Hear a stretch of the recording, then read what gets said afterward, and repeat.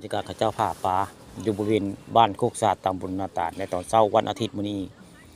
มีการผ้าปูผ้าป่าได้ผู้ใหญ่บ้านเพิ่นประกาศผ้าป่าแต่เช้าได้มื้อนี้ตะเวนกำลังสิขึ้นพี่น้องนี่อยู่บริเวณบ้านโคกสาดตำบลนาตาดหรือว่าสะพานวังสังแก้วบ้านโคกสาดตำบลนาตาดเส้นทางผาเด่นเต่างอยทั้งหน้าที่ไปเต่างอยได้ทำไปทางนี้ที่ไปผาเด่นพี่น้องนี่ตอนเช้ามื้อนี้ผู้ข่าปาฐคำประชมได้มีโอกาสเอาภาพสวยงามภาพบรรยากาศประจำปีพี่น้องแต่ละปีต้องผ้าปูผ้าป่าได้อยู่บริเวณสะพานวังสังเกลบ้านโคกสะอาดนี่เขาเจ้าผ้าทุกปีได้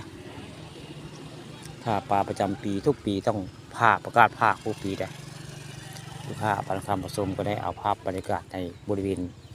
วังสังเกลบ้านโคกสะอาดตำบลนาตาลมาให้เบิ่งมาชมปลาก็จะบ่อนอยู่ได้ปลาก็ได้น้ำกับบัวลายพี่น้องน้ำกับบัวลายเพิ่นผ้าแต่ว่าแต่เทิงสะพานวังสังเกลขึ้นไปนาตาติวบ้านม่วงคำตำบลนาตาลได้ตอนเช้ามื้อนี้ผู้ค้าปานคำผสมก็ได้เอาภาพพระเจ้าภาพปูผ้าปลามาให้เบิ่งมาชมพี่น้องนี่นี่คือเป็นภาพบรรยากาศตอนเช้าของวันอาทิตย์มื้อนี้บรรยากาศคักพี่น้องมื้อนี้พระเจ้าผ้าปลาอยู่วังถึงวังสังแก้วหรือวังสังแก้ววังสะพานแหละพี่น้องนี่วังโค้งวังโค้งคดโค้งอยู่บริเวณบ้านโคกสาดตามบนมาตามพระเจ้ากับมาแต่เศร้าเลยมาแต่เศร้ามื้อนี้ผู้พิชิตความหนาวพี่น้องผู้พิชิตความหนาวได้